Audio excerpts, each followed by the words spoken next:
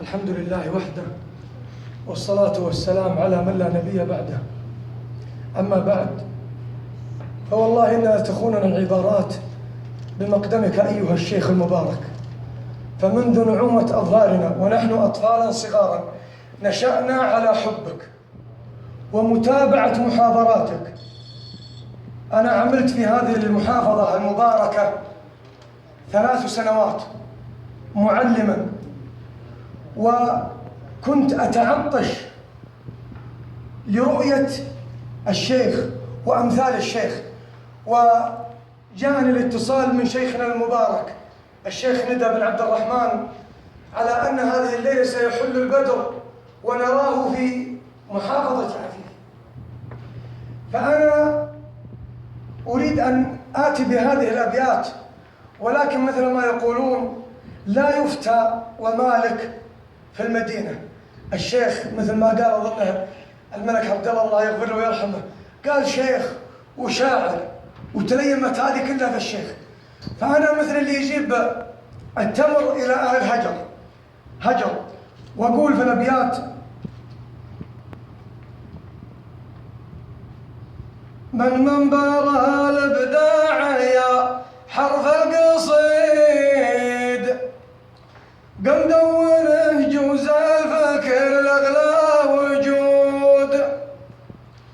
يا مرحبا مليون ما تنقص تزيد، نعلمك يا شيخ الوفا ترقى سنود.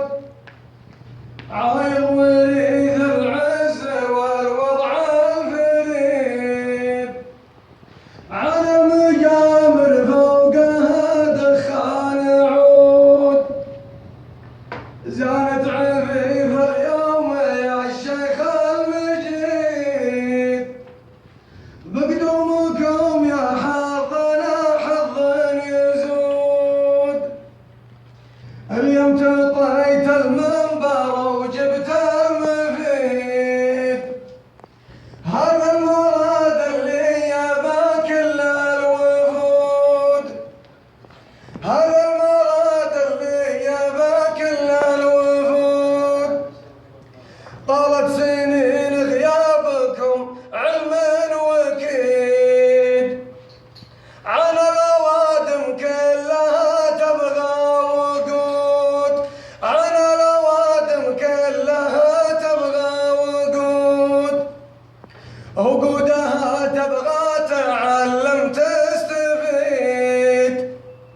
وانتم منار العلم من مضى العهود، وانتم منار العلم من مضى العهود.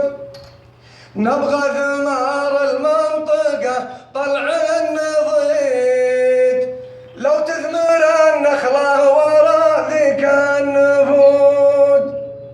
لو تثمر النخلة ورا ذيك النفود. وانت قطعت الخط من صوب بعيد، طالبك عود الكره وترجع تعود. طالبك عود الكره وترجع تعود. واما انت يا شيخ السعد فالك سعيد، اسمك ندى فعلك قدا حنا شهود. واما انت يا شيخ السعد فالك سعيد، اسمك ندى فعلك قدا حنا شهود. وعندي خبر مبطي ومن زعل بريد، انك تقود المنطقة يا شيخ قود. انك تقود المنطقة يا شيخ قود. ويا مرحبا مليون ما تنقص تزيد، في حضرتك شيخ الوفا نرقى سنود. وفي حضرتك شيخ الوفا نرقى سنود. سلامتكم جميعا.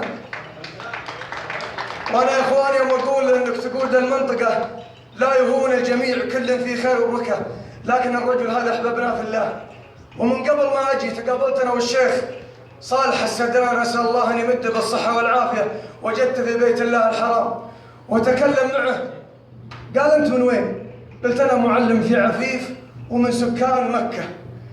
قال أجل عندكم الشيخ ندى العضياني، أسأل الله أن يجعلنا وإياه وإياكم جميعا خيرا مما نظن، وأن يغفر لنا جميعا ما لا يعلم الجميع، ونسأله تبارك وتعالى أن كما جمعنا في هذا المكان المبارك أن يجمعنا تحت ظله يوم لا ظل إلا ظله، وأن يبيض وجوهنا يوم تبيض وجوه وتسود وجوه.